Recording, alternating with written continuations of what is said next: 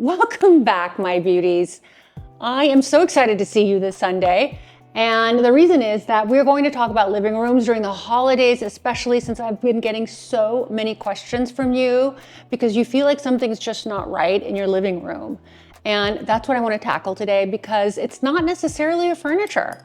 It could very well be the layout. So most people unknowingly arrange their living room in ways that flatten the space, interrupt the flow, and take away the sense of luxury entirely. And we can't have that as our Red Elevator members. So today I'm going to walk you through the specific layout mistakes that I see as a designer and what I always do instead to make a living room feel balanced, inviting, and truly high-end. For those of you that are noticing my backdrop is different, well, of course, I redid my living room now for the 10th time, but this time it's filled with Nina Takesh furniture. So if you guys are interested, I've been getting a lot of questions about what sofa I'm sitting on, what these items are. They will be linked below in the description section because they are all on my website. This is all Nina Takesh furniture with the exception of my vintage coffee table.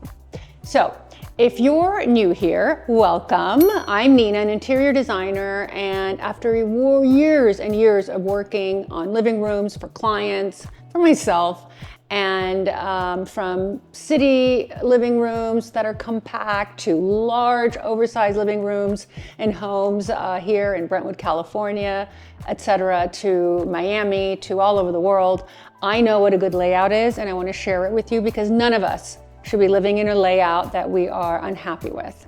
So the layout is the foundation of a space. It determines how you experience the room, how you move through it, and even how comfortable it feels when you sit down. Ever notice there are rooms that nobody ever walks into and feels a little awkward in? That's because the layout isn't great. It's the invisible framework that separates a room that feels fine from one that feels extraordinary. So let's dive into what I would never, ever, ever do and what I always do instead when designing a luxury living room layout. One, most important, never, and I say that with a very weird voice, and I apologize, I can't help it, push all the furniture against the walls. Never, ever, ever. I don't know how many times I've said this, and I don't know how many times people have not listened, but furniture should not be moved against the wall. This happens across the board in multi-million-dollar homes to tiny apartments. I see it over and over and over again, and it hurts my heart. So this is one of the most common mistakes people make, and they feel like they are enlarging their living room by doing that. But what they're actually doing is creating a mess, an absolute, unequivocal mess, or a non-designed room. Basically, something that should belong nowhere. I don't know how else to say it. So I'm sorry if I'm very emphatic about it. I don't mean to be harsh. You guys know I love all of you and all of your homes and etc. But this is something that can be so easily fixed. You need breathing room. Even if it's a tiny space, you can just move it a little bit away from the wall. So the instinct makes sense because people think that if they push something against the wall, that somehow they have more space, that it feels bigger. But when you push everything onward, I should say not onward, but outward, you lose any sense of intimacy, you lose sense of depth, the room becomes very uncomfortable, and it just feels forced and awkward.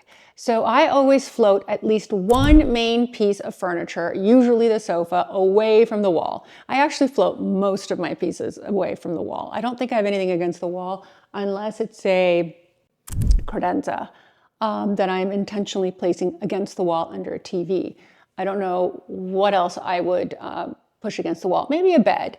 But the idea is that you want to create a spatial anchor in your living room. So for instance, if you have your sofa that's floating, then everything else will be dictated from there. Just as I have in this living room, I have at least, I would say, 5 feet from this wall.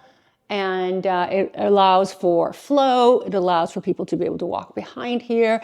At one point I had a statue here. Maybe the statue will return. I don't know, but it gives me flexibility. The arrangement should feel like a central conversation island The rug defines the area, usually placed in the center of the room, and every seat orbits around that center. You want roughly 18 inches between the edge of the seating and the coffee table. If you have a little bit more room like I do, you extend that. It depends on the size of the room. So when you bring the furniture inward, you introduce negative space around it, and negative space is luxury. It shows control, restraint, and intention. Before we move on, if you're finding this helpful, make sure to subscribe. I have been doing this, guys, since the pandemic 2020, and we have approximately 120 some thousand subscribers. So thank you to everyone who has subscribed. It has made a tremendous difference for this channel, and it has allowed me to continue. But for me to continue, we must show some more loving around here. So if you haven't subscribed, it's free. All you have to do is push that button. I know how annoying it is when content creators, YouTubers ask for that subscription, but it really, really makes a difference. So something that doesn't cost anything to you could mean a lot to us, and so we would really appreciate it. Here's number 2 of 7. I would never ignore architectural focal points. That is very important. Even the smallest houses, especially if they're older, or apartments, have gorgeous architectural focal points that people are ignoring. I often see layouts that completely disregard, for example, a fireplace, a bay window, an architectural niche, as if the room's bones don't matter, and everything ends up centered on the TV, and the room loses its natural rhythm. So let the architecture lead. If there's a fireplace, it becomes the anchor. Everything should be centered around the fireplace. If there's a window with a view, create a secondary seating moment there. Even a column or structural beam can define zones when used intentionally. When your furniture aligns with the architecture, the room feels like it was designed with the house, not in spite of it. Okay, number 3. I would never ever use a rug that's too small, and that is because a rug that's undersized makes the entire layout feel disjointed. You'll often see a rug sitting like a postage stamp in the middle of the floor, and the furniture half on or maybe completely off. That visually fragments the room. The rug should define the zone. At minimum, the front legs of every major seating piece should rest on it. And ideally, the rug extends at least 6 to 8 inches beyond the furniture arrangement. So for larger rooms, all the legs can sit on the rug entirely, and this visually ties everything together into one cohesive unit, and it looks fabulous. If you're at a loss and you don't know what to do, just go bigger. That's really my best advice. The right rug scale has a huge impact on how grounded the room feels. It also allows you to float furniture correctly rather than forcing it to the perimeter just to make it fit. And as you guys may or may not know, I actually designed my own Ruggable collection. Not one, but 2 collections with these principles in mind, and I approached each rug from a designer's perspective, thinking about how pattern, texture, color can elevate a space while still being functional. And one of my favorite things about them is that they're machine washable, which means they're both beautiful and practical, perfect for real life living rooms. And now they even have thicker piles. They also have a one-piece washable rug, so you guys have to check it out. Everything will be linked in the description section under Ruggable so that you can see all of my designs, and of course all of them are approved. And my designs, I should also say, are perfect for real life living rooms where people actually sit, eat, walk around. I also make sure the patterns and scales work for both small and large layouts so your furniture can float naturally without feeling lost. For me, a rug isn't just decoration, it's the foundation of a room, and having one that's thoughtfully designed and easy to maintain makes arranging furniture and styling the space so much more effortless and palatable. Number 4, I would never design everything at one height. That is just a rookie mistake. A lot of living rooms feel short, or they feel extra tall because all of the visual actions happen at the sofa height. So everything exists between 18 and 30 inches from the floor, and that just becomes very boring. In my personal living room that I'm sitting in right now, you're gonna have a lot of vertical elevations because you need to balance the low with the high. So I have a standing lamp or I'll have a tree behind me. You need the contrast in order for it to feel good. Otherwise it just feels dwarfed. So, or the reverse. Also, artwork is something that can be considered a height. So as you guys know, I have a large, the most enormous piece of art in this room, and it really makes the room come together beautifully because I have low mid-century pieces that I've designed. So against the large art, it just looks done well. And this kind of vertical movement gives the room kind of scale, it gives it rhythm, it makes it feel architectural, even if the bones are simple. So number 5, I would never rely only on symmetry. Symmetry is important. Don't get me wrong, symmetry can look tidy, but when everything is perfectly mirrored, 2 matching sofas, identical side tables, twin lamps, the room quickly starts to be predictable and lifeless. You have to have something unexpected in every room. I balance the room through contrast instead of duplication. Of course, I love symmetry, but I also like to bring in something that is going to make the room feel artsy. It's going to make the room feel designer. So if there's a sofa on one side, I might counter it with 2 accent chairs on the other, or I'll pair a structured piece with something more sculptural. This kind of intentional asymmetry gives the room energy and personality while maintaining balance. It's a subtle distinction, but it's what makes luxury spaces feel curated rather than formulaic. Ever walk into a showroom, everything looks formulaic? That's not what we want. For those of you who ask, I am wearing today new pants from Pistola. I love this denim brand. It's probably one of my most comfortable brands that I wear for jeans, and that's why I travel in them, I live in them. My top is this gorgeous sweater from Cezanne. I'm wearing new earrings from Soma. I find them to be adorable and comfortable and easy to wear. And then I've got my beautiful slides. They're loafers, penny loafers from YSL. Finally, I am wearing a cuff from Amazon and my ring is from Cezanne. All right, number 6, I would never, this is the penultimum, I would never overcrowd the room. This happens when people try to fit too many pieces. Often a large sectional, extra side chairs, multiple tables. You know, they always have to have end tables, people say, and they want to have lamps on the end tables, and it just looks like a cluttered mess. So you got to have breathing room. This will not only save money, but it'll make the room feel better, which is really great. This is one of the recommendations that we make. Actually, we make a lot of recommendations that save you guys money. And that is just be methodical about what you pick and cherry pick the best of the best. And you could always bring things in and then remove them depending on your mood or depending on the season or depending what's happening in the home.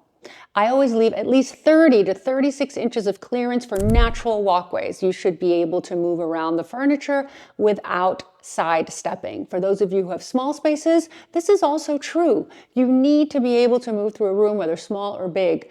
I'd rather you had less furniture than more furniture so that it feels light and airy and you feel comfortable and happy in your space. In a luxury layout, space is intentional. Every piece must earn its keep. And if the layout feels cramped, remove one element. Don't add more. And often eliminating one unnecessary piece reveals the flow the room was missing. It's really that simple. It's better to have fewer perfectly scaled pieces than to fill every corner with just because there's room in it. Negative space creates elegance, definitely. Now I've saved the best for last as always. And what I would never, ever, ever do is arrange furniture just for the television. This may be a little bit controversial because people will say, well, I need to watch TV and therefore the TV needs to face, the sofa in a way that makes things look good. But honestly, with the way people are watching TV these days and devices in general, the TV is no longer the center of the room as it used to be because people are watching on devices, people are watching multiple devices at once, people are moving furniture around when there's a party of some sort just to be able to watch the television. So I would argue that when everything faces one wall, the room loses its sense of interaction. It may be practical, but it's just ugly. So do it in a way that works for both. I always design for conversation first rather than television. And if a TV is part of the layout, the furniture should form a U or an L. that naturally encourages connection. Angling one chair slightly inward can completely change the dynamic. You know, people forget that having things that are not just placed, you know, perpendicularly against a sofa is much more interesting. So put it at an angle, put it at a 45 degree, change the direction of the furniture in your room, get up and do it now. You will see a huge difference in your space. So that is really the essence of good design, spaces that serve people, not just objects. Every living room tells a story through how it's arranged, the flow, the proportions, and even the negative space all communicate something about the home. Luxury isn't about more furniture. It's not about accumulating as much as you possibly can and showing everything off at once. It's about your intention. It's about restraint and harmony. When you approach layout like a designer, thinking in composition rather than furniture placement, your living room stops feeling decorated and starts feeling designed. If you learned something today, well, make sure and subscribe for more deep dive design master classes.